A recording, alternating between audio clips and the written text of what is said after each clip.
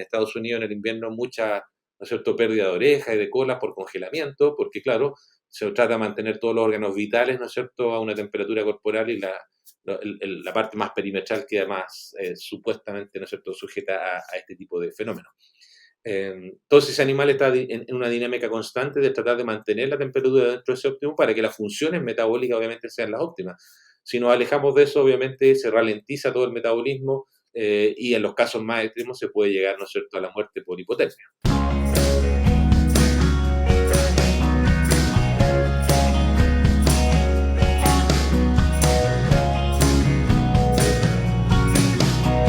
Buenos días, mi nombre es Mauro Venturini, bienvenidos nuevamente a un episodio de CarneCast y en esta ocasión hemos invitado al doctor Rodrigo Arias desde Chile, quien va a compartir con nosotros una temática muy de actualidad para América del Sur especialmente. Estoy refiriéndome al estrés térmico y en este caso estrés por frío. Así que bueno, bienvenido Rodrigo. Un placer poder compartir contigo este tema tan de actualidad. Muy buenos días a todos, muchas gracias Mauro por la invitación. Bueno, y aquí estamos para conversar de esta temática que como tú dices, está justo, digamos, un tema, en un momento, digamos, bastante importante, dado que estamos sufriendo una ola de frío en todo lo que es el cono sur americano. Así es.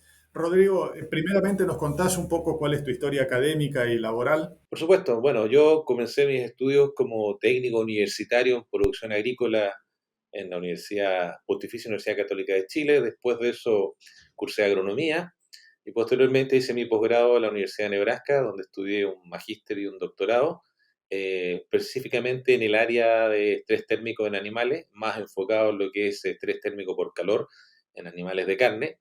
Y una vez que regresé a Chile, digamos, eso fue el 2009, a comienzos de 2009, me incorporé a la Universidad Católica, donde estuve trabajando algunos años, y posteriormente, de 2014 en adelante, estoy en la Universidad Austral de Chile, donde he desarrollado toda esta línea, digamos, me trato de mover en todo lo que es impacto ambiental, tanto del clima sobre los animales como de los animales sobre el clima, esto es todo lo que tiene que ver con el metano, emisiones, etcétera también, y junto con ello también todo lo que tiene que ver con la calidad nutricional del producto, sobre todo en carne más que en leche. Entonces trato de moverme en ese triángulo, ¿no es cierto?, nutrición, calidad y ambiente, y ahí he tratado de enfocar mi investigación, donde indudablemente el tema térmico, digamos, test térmico es el más importante. Bueno, mencionaste justamente un punto clave porque a tus estudios en Estados Unidos los hiciste en estrés térmico y te referiste al estrés por calor. Normalmente uno asume cuando habla de estrés térmico, de estrés por calor, porque se referencia probablemente a las razas lecheras, sobre todo Holstein. Pero también existe el estrés por frío. ¿Nos podés dar alguna idea, alguna referencia de qué es el estrés primeramente, por qué las diferencias estas extremas de temperatura producen estrés en el animal y si hay alguna diferencia entre el estrés térmico por calor y por frío? Bueno, claro, vamos a tratar de ser lo más estructurado posible. Bueno, lo primero es plantear que en general el estrés térmico por calor o estrés calórico muchas veces tiene más énfasis por, como decías tú, porque en general en la lechería, sobre todo, la vaca lechera es un animal que acusa inmediatamente el efecto, ¿no es cierto?, de desconfort, porque como la estamos ordeñando todos los días, inmediatamente vemos una merma en la producción de leche. En el caso del ganado de carne es un poquito más difícil, ¿no es cierto?, porque como no lo estamos pesando todos los días, a veces pueden pasar desapercibidos estos eventos, estas olas de calor o olas de frío, eh, pero sin duda igual impactan al animal desde el punto de vista fisiológico de su comportamiento. Por otra parte, en general, en gran parte de Estados Unidos y Sudamérica trabajamos con Bos taurus, que es un animal que está más adaptado a condiciones templadas frías, digamos, por su origen en general Angus y toda esta raza británica, ¿no es cierto?, de una condición más bien templada fría, eh, donde en general uno ve que, bueno, la experiencia en Estados Unidos, ¿no es cierto?, donde los feedlots están con menos 10, menos 20 grados y los animales teniendo alimento no tienen mayores problemas, ¿no es cierto?, teniendo alimento. Por lo tanto, se adaptan mejor a esas condiciones. En cambio, en una condición por calor, los animales están menos adaptados, ¿no es cierto?, a mantener el balance térmico en esas condiciones y los impactos son mucho mayores probablemente que en condiciones por frío. Ahora, lo que no quita que, como decíamos, ¿no es cierto?, los animales sufran de estrés por frío. El estrés en general por frío, ¿no es cierto?, se asocia a olas de frío que técnicamente se definen como aquellos periodos, ¿no es cierto?, en que las condiciones son adversas por sobre, o el 10%, ¿no es cierto?, por sobre los últimos 30 años. O sea, están sobre el percentil 90, en el fondo, estas condiciones adversas que pueden ser de temperatura, fundamentalmente. Pero, tal vez lo vamos a discutir un poquito más en detalle, pero lo que nosotros hemos visto que en general el mayor desafío no es la temperatura per se, porque como comentaba, en muchas partes de Estados Unidos estamos en menos 15, menos 20, y los animales no tienen mayores problemas si tienen alimento. El desafío es cuando se combinan algunas variables climáticas como son las bajas temperaturas asociadas, ¿no es cierto?, a lluvias y viento. Esa es la peor condición, ¿no es cierto?, para el animal, porque ahí pierde mucho calor corporal, y obviamente todo lo que consume el animal en términos de alimento lo va a dirigir a mantener esa temperatura corporal y no a funciones de crecimiento o de engorda en el caso del ganado de carne, o en producción en el caso del ganado de leche. Eso es un tema, digamos, bastante importante. Y otro que tal vez sería muy importante de relevar tiene que ver con el tema del barro, ya que usualmente es un poco distinto también, porque cuando uno está en el medio oeste norteamericano, el invierno es nieve, digamos, ¿cierto? No hay tanto barro. El barro generalmente se empieza a observar cuando viene el derretimiento de esta nieve, ¿no es cierto?, en primavera, pero ya las temperaturas también tienden a ser bastante más altas y por lo tanto ese barro tiene una corta duración. A diferencia de lo que ocurre en zonas, ¿no es cierto?, como el sur de Argentina, el sur de Chile, que es lo que conozco un poco más, donde el barro puede permanecer por varios meses. Digamos. En el caso puntual acá en Chile, las lluvias comienzan en abril, ¿no es cierto?, y no paran hasta noviembre. Es decir, estamos hablando de varios meses que los animales pueden estar sumidos en el barro, lo cual obviamente también genera, por un lado, un problema de bienestar animal, de desconfort, pero también de balance térmico, ¿no es cierto?, porque todo ese barro que el animal, digamos, está sumido y se le adhiere al cuerpo, lo termina secando con su calor corporal. Nuevamente hay un tema ahí de balance energético, ¿no es cierto?, que se está destinando energía que debería ir a producción, está siendo destinado a mantener la temperatura corporal del animal. Eso como a grosso modo.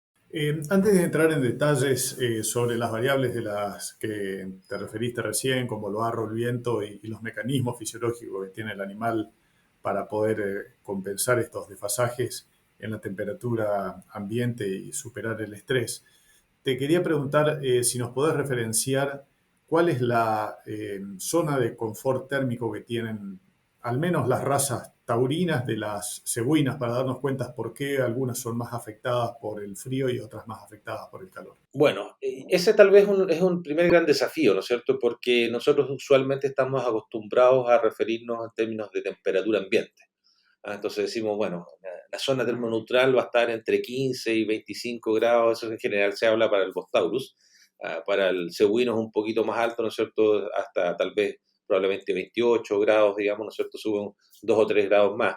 Pero en realidad, y ese es uno de los primeros mensajes tal vez, más que la temperatura uno tiene que considerar el ambiente térmico, ¿ya? Y el ambiente térmico, digamos, es la combinación de la temperatura, el viento, la radiación, ¿no es cierto?, solar y la humedad relativa, que son los 4 variables climáticas más importantes que uno debería monitorear.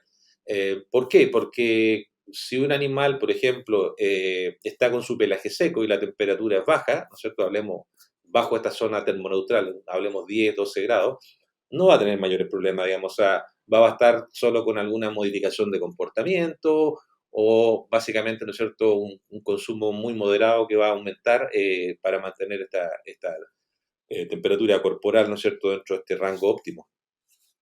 Pero si ese mismo animal está con su pelaje mojado, ¿no es cierto?, y hay viento, obviamente la pérdida de calor va a ser mucho mayor y ahí sí, ya, ¿no es cierto?, va a tener que consumir más alimento para compensar esa demanda de energía para mantener la temperatura corporal dentro de esta zona óptima, digamos, para funciones metabólicas.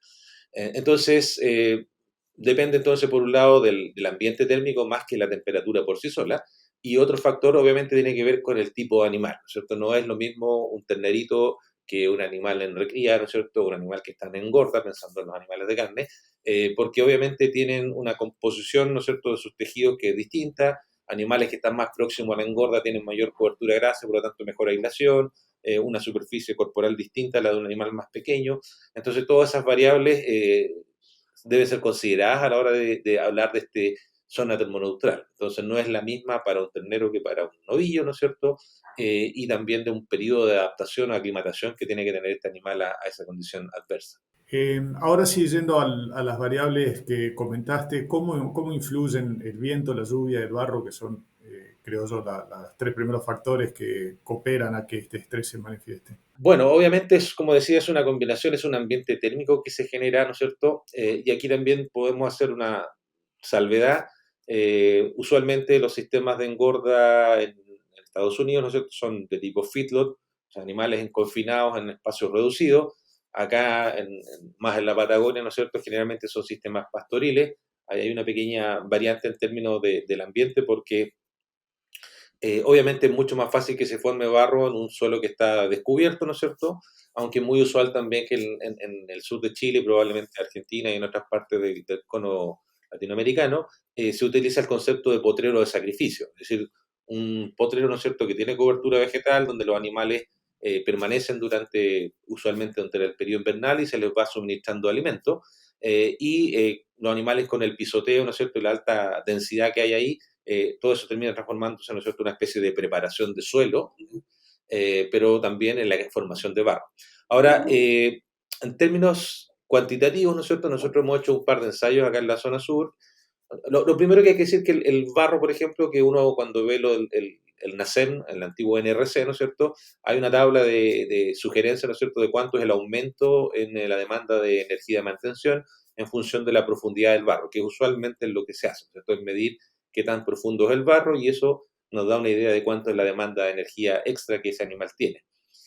Pero cuando uno profundiza un poquito en el origen de esta información fue generada ya en los años 70, si mal no recuerdo, tal vez un poquito antes, en California, ¿ya?, donde se simularon estas condiciones de precipitaciones y barro, etcétera, que es muy distinto, como decía, ¿no es cierto?, a la condición que nosotros tenemos acá, sobre todo en Sudamérica, donde, como decía, ¿no es cierto?, por lo menos la zona que nosotros estamos acá en Valdivia, llueve 1.800, 2.000 milímetros, ¿no es cierto?, en el año, del cual prácticamente el 60 o 70% es el periodo otoño-invierno. Por lo tanto, la permanencia de ese animal en el barro es mucho mayor. Entonces, nosotros hemos medido que el requerimiento de energía puede aumentar, ¿no es cierto?, entre un 45 y un 55% en un periodo de engorda, ¿no es cierto?, convencional de animales en un encierre, ¿ya?, con barro. Eh, pero que también depende, ese 45-55 depende del nivel de energía de la ración. Nosotros hicimos un ensayo donde le dimos, ¿no es cierto?, 1,8 y 2,7 veces la energía de mantención, ¿no es cierto?, metabolizable de mantención a los animales, y ese fue el rango. O sea, los animales que consumían más energía, fue el rango más inferior, cerca del 45% de incremento en la demanda de mantención, mientras que los que estaban consumiendo un poco menos de energía fue más cercano al 55. Y indudablemente, entonces, por eso muchos productores observan que durante el periodo invernal, ¿no es cierto?, en esas condiciones, los animales pueden, ¿no es cierto?, no solo no ganar peso, sino que incluso perder peso. Eh, Otro problema que se asocia a eso, ¿no es cierto?, obviamente es el rendimiento de la canal, que es la relación en este caso del animal peso vivo respecto del peso de la canal una vez faenado, que obviamente si ese animal va con todo este barro adherido al cuerpo, que puede, ¿no es cierto?, fluctuar según algunas investigaciones entre 2 hasta 10 o más kilos, digamos, de barro adherido al cuerpo, obviamente eso genera una diferencial en el rendimiento de la canal, que hay en algunos mercados en la forma en que se paga, ¿no es cierto?, el animal al gancho, como se llama, ¿no es cierto?, o en la faena. Entonces ahí tenemos dos elementos que son importantes a considerar, además de otros que podrían ser vector, ¿no es cierto?, de enfermedades, ¿no es cierto?, el E. coli, Escherichia coli, ¿no es cierto?, que está en el tracto digestivo del animal y al defecar ahí y adherirse a la piel podría ser una fuente de contaminación si no se toman las normas de cuidado, digamos, a la hora de retirar la piel en la planta faenadora. Eso por un lado, digamos. Por otro lado, cuando uno habla de la lluvia, ¿no es cierto? La lluvia obviamente genera un tema que tiene que ver con el mojado de la capa del animal, de la piel, ¿ya? Y en este caso la pérdida de calor por conducción, ¿no es cierto? Es decir, cuando hay viento y el animal está mojado, la cantidad de energía que se pierde es mucho mayor que si ese animal está mojado, no hay viento, o si ese animal está seco. Hay estudios de los años por ahí 70 o principios de los 80 que se hicieron en el medio oeste norteamericano, donde establecieron un poco esa relación que podía fluctuar el aumento de requerimiento por el hecho de estar mojado o seco, ¿no es cierto?, a una misma temperatura que fluctuaba entre 0,6 a 2,3% más de energía, ¿no es cierto?, de un animal seco respecto de un animal, ¿no es cierto?, con el pelaje mojado. Y obviamente nosotros hemos medido acá en la zona sur del país, digamos, que es lo que puedo hablar con más data. Nosotros, por ejemplo, en el periodo invernal de los 90 días del invierno tenemos prácticamente 75 días en que al menos llueve 1 milímetro, o sea, los animales están mojados en algún momento del día. Y eso combinado con el viento, que usualmente suele ser, ¿no es cierto?, constante en el invierno, genera pérdidas de energía. O sea, por un lado tenemos la pérdida de energía que puede provocar estar en el barro, y si no tenemos barro y solamente lluvia y viento, también ese animal va a tener una pérdida de energía que usualmente se asocia con, ¿no es cierto?, en sistemas más bien de tipo pastoril, con praderas que tienen tasas de crecimiento muy bajas o nulas. Por lo tanto, hay poco alimento de mala calidad y ese animal tiene un aumento en el requerimiento de mantención que no es cubierto y por lo tanto ese animal tiende a perder peso muchas veces. ¿Podés explicarnos muy simplemente, si es factible, cuál es el mecanismo por el cual el animal tiene que hacer uso de la energía para afrontar este problema? ¿Cómo es el proceso que utiliza el animal para generar calor corporal para balancear este estrés? En general, los animales, digamos, y esto es válido tanto para el invierno como para el verano, los animales están en una dinámica constante, ¿no es cierto?, de termorregulación, ¿ya?, para mantener la temperatura del promedio que nosotros hablamos de 38,5, más o menos los animales, ¿no es cierto? En general eso fluctúa a través del día, ¿no es cierto?, con aumentos una vez que hay presencia del sol, digamos, cuando sale el sol tiende a aumentar la temperatura y eso se mueve con un ritmo circadiano, ¿no es cierto?, durante el día. Pero como promedio del día estamos, ¿no es cierto?, lo reportamos en general por ahí alrededor de los 38,5. Ahora, el animal entonces lo que está en una dinámica constante, por un lado, generando calor, ¿no es cierto?, el metabolismo basal, ¿no es cierto?, para mantener todas sus funciones vitales, ¿ah?, bombeando el corazón, etcétera. Eso genera todas las reacciones, ¿no es cierto?, a nivel celular o del metabolismo generan liberación de calor. Por lo tanto, hay una fuente de generación de calor. Después tenemos la síntesis de tejidos, ¿ya?, todo lo que es sintetizar 1 kilogramo de peso, ¿no es cierto?, o 1 litro de leche producido. También ahí todas esas reacciones van liberando calor. El calor de fermentación, o sea, el producto de la digestión, también va a contribuir a la liberación de calor. Y por otro lado tenemos la actividad física del animal, si es que está en pastoreo, por ejemplo, va a recorrer más distancia que un animal que está en un corral de engorda, y eso también, todo eso genera calor. Y eso contribuye a mantener la temperatura corporal del animal. Ahora, en condiciones por frío, ¿no es cierto?, obviamente ese animal va a tener un balance negativo, que decir es que va a decir que va a estar perdiendo más calor del que genera por las vías que mencionaba anteriormente, ¿no es cierto?, por esto de la conducción, ¿no es cierto?, del viento. En general hay como el animal puede ganar o perder calor por lo que se denomina, ¿no es cierto?, pérdidas de calor latente, ¿no es cierto?, y se me fue el otro nombre, pero bueno, tenemos la conducción, la convección y la radiación, que serían tres métodos por lo cual varía mucho de la gradiente. O sea, y el ejemplo más típico acá es en el verano y en el invierno. En el verano, cuando uno va a la playa, por ejemplo, ¿no es cierto?, y queda lejos de la playa o del río, del lago, lo que sea, y camina sobre la arena está más caliente que nuestros pies y nosotros nos quemamos, ¿no es cierto? ¿Por qué? Porque la temperatura trata de equilibrarse, ¿no es cierto?, de mayor a menor gradiente. Y lo mismo ocurre en el invierno, si uno va al baño, ¿no es cierto?, en pleno invierno tiene un piso de baldosa, de cerámica, generalmente va a estar más frío que nuestros pies y nuestro calor del cuerpo va hacia los pies. Lo mismo le pasa a los animales en el invierno. Un suelo de más baja temperatura que la del corporal va a tender a absorber esa energía, ¿no es cierto?, si el animal está echado, por eso tiende a estar menos tiempo echado bajo esas condiciones. Eh, y por último, la otra pérdida, ¿no es cierto?, que tiene el animal es a través de evaporación y jadeo, que en el caso del invierno, digamos, no es un tema relevante de discutir, pero sí en el verano. Entonces, básicamente, las pérdidas de calor están dadas por la conducción, en el caso de los animales, y la conducción y convección y conducción, que son las condiciones que priman más en el invierno. Y obviamente ese animal, digamos, va a tener vasoconstricción, ¿no es cierto? Es decir, va a tratar de tener menor irrigación hacia todo lo que son las extremidades. Se da mucho el tema me tocó ver a mí ahí en Estados Unidos en el invierno, mucha, ¿no es cierto?, pérdida de orejas y de colas por congelamiento, porque claro, se trata de mantener todos los órganos vitales, ¿no es cierto?, a una temperatura corporal y la parte más perimetral que además supuestamente, ¿no es cierto?, sujeta a este tipo de fenómenos. Entonces ese animal está en una dinámica constante de tratar de mantener la temperatura dentro de ese óptimo para que las funciones metabólicas obviamente sean las óptimas.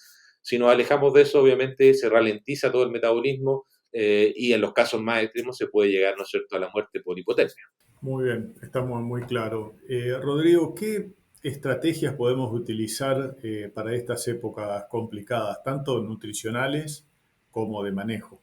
Bueno, en el caso del estrés por frío, tenemos primero, podemos diferenciarla con lo que es el manejo del ambiente, ¿no es cierto? El uso de cortavientos sería, ¿no es cierto?, un tema importante, ya sean artificiales, ¿no es cierto?, o naturales, cortinas de árboles, por ejemplo.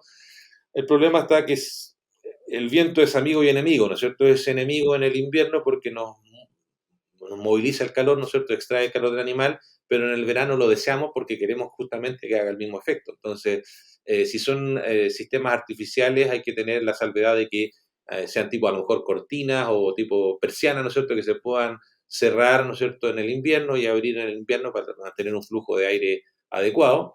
Eh, en sistemas de corrales, el uso de montículos, digamos, muy popular, donde el animal tenga un lugar relativamente seco, digamos, ¿no es cierto?, no encharcado con agua, o un barro muy líquido, ¿no es cierto?, donde el animal se puede echar. Eh, Obviamente, lo que se usa mucho acá en el sur de Chile, más que engorda a corrales abiertos, son bajo techo, ¿no es cierto?, o galpones, que se le llama acá, engorda galpón, donde el animal obviamente está más seco, ¿no es cierto? Y de hecho, estábamos viendo un campo acá cerca que tenía un diseño que no era el más adecuado, y los animales estaban con un muy mal desempeño y se les cerró, digamos, un frontis que donde pegaba mucho el viento y inmediatamente los animales respondieron con una mejor ganancia, ¿no es cierto?, posteriormente a la intervención. Entonces, claramente ahí hay un tema de todo lo que es el ambiente. Después está para el tema del barro, ¿no es cierto? Una alternativa es el uso de camas, ¿no es cierto? Paja usualmente, que tiene que ir renovándose. También acá se usa mucho el concepto de cama caliente, es decir, en estas galpones o infraestructuras cerradas, ¿no es cierto? Se le va colocando una cama, la cual va aumentando con el paso del tiempo y después eso se limpia usualmente cuando se termina el ciclo de engorda, ¿ya? Pero le provee nuevamente al animal un medio relativamente más seco, ¿no es cierto?, con menos formación de barro. Y desde el punto de vista nutricional, yo diría que ahí hay, usualmente, digamos, la literatura, que es lo que vamos a encontrar, el tema de la dieta invernal, que es una dieta más rica en fibras, usualmente, pero nosotros cuando yo hice mi posgrado encontramos que en realidad lo más importante probablemente es el nivel de energía, la densidad energética de la ración, más que el tipo de alimento, digamos. Entonces, en teoría, claro, la fermentación de la fibra generaría una mayor cantidad de calor, pero como te digo, los estudios que hicimos en mi doctorado ya hace varios años atrás, nosotros encontramos que la densidad energética era tal vez igual o más importante que el tipo de dieta. Entonces, dietas, ojalá, ¿no es cierto?, con una alta densidad energética, eh, que a diferencia del verano, digamos, puede ser cualquier tipo de fuente energética, ¿no es cierto?, lípidos, carbohidratos fundamentalmente, con la salvedad siempre de que los lípidos tienen un tope, ¿no es cierto?, del 5 al 6% máximo para no afectar justamente la fermentación de la fibra. Cuando te referís a las dietas más fibrosas, te referís a una menor digestibilidad para generar mayor actividad ruminal y generar de esa manera calor. Exactamente, claro. Bueno, para ese caso creo que cualquier tipo de heno sería el ejemplo, ¿no? Ensilaje, heno, ¿no es cierto? Ahora, va a depender de, bueno, de qué parte estemos hablando del continente, de cuáles son las fuentes disponibles que hay. Ojalá siempre apuntando a una fibra que sea fermentable, ¿no es cierto? Y que no sea tan indigestible. O sea, un heno de buena calidad, de todas maneras, o un ensilaje de buena calidad, me refiero con un FDN, ¿no es cierto?, no tan alto, y un FDA también no tan alto. Rodrigo, ¿conoces el efecto que pueda llegar a tener la suplementación o la aplicación de determinadas vitaminas para menguar el efecto del estrés térmico? Como pasa a veces con la vitamina D, la vitamina E, en el caso de estrés general, no me refiero específicamente al estrés térmico, pero ¿tenés algún dato sobre eso? En condiciones por frío no tanto, fíjate, porque es un tema que no se ha estudiado mucho. Los últimos estudios probablemente en condiciones de estrés por frío son justamente, yo diría, de principios de los 80 en adelante. De ahí mucha investigación en estrés por frío, digamos, no se ha hecho, a diferencia de lo que sí ha ocurrido con estrés calórico, donde sí hay ahí, ¿no es cierto?, mucha más información. Y Claro, ¿y por qué estas vitaminas podrían servir? Y vitaminas de complejo B, biotina, se han hecho algunos ensayos, también se han evaluado, ¿no es cierto?, el uso de levadura, pero desconozco si hay estudios en condiciones invernales, y esto se daría, claro, porque en estas condiciones de estrés el animal, ¿no es cierto?, aumenta, en estrés por calor estoy hablando, aumenta la permeabilidad del tracto gastrointestinal, y esto favorece un estado inflamatorio crónico, por lo tanto, digamos, muchas especies oxidoreactivas, ¿no es cierto?, por lo tanto, todos estos aditivos tenderían, hipotéticamente, ¿no es cierto?, a mejorar. Pero no tengo certeza, digamos, porque como te digo, no hay estudios recientes en el invierno, si también ocurre este mismo fenómeno en el invierno, digamos.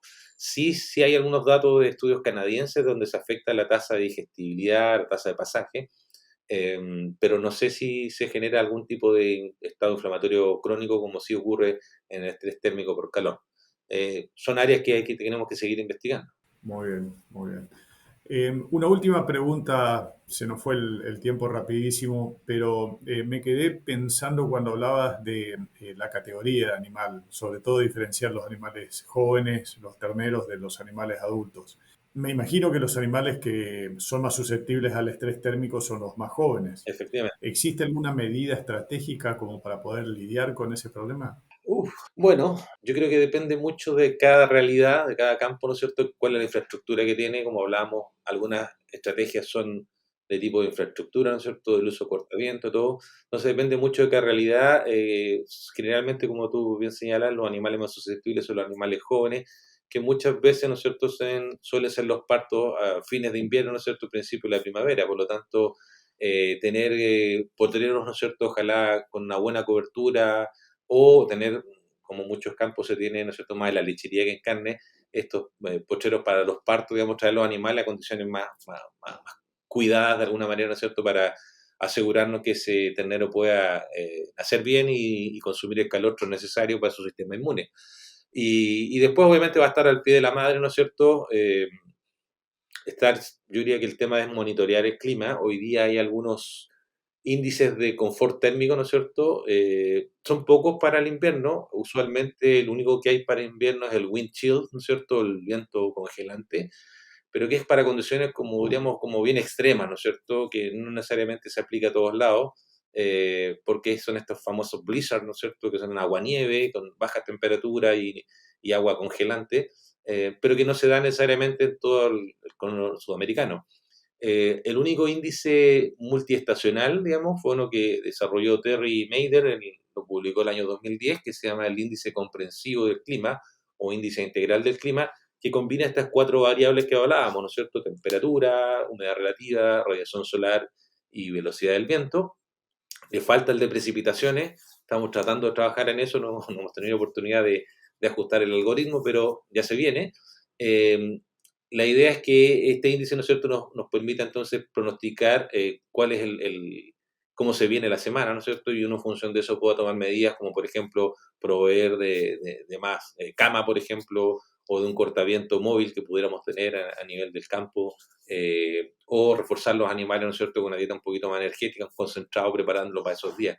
Yo creo que todas esas estrategias que hay que ir evaluando, obviamente en relación costo-beneficio en cada campo, pero hoy día tenemos las herramientas, ¿no es cierto?, que podrían estar ahí disponibles para tomar decisiones de este tipo de mediano a corto plazo. Tenemos estas mediano a corto plazo, pueden ser nutricionales y de manejo, más a largo plazo tal vez medidas, ¿no es cierto?, de inversión en infraestructura como cortaviento y ese tipo de cosas. Sí, mientras comentabas, me imaginaba también en sistemas extensivos como los que tenemos en la mayor parte de la zona de cría de Argentina, preservar islotes de monte nativo pueden llegar a ser útiles.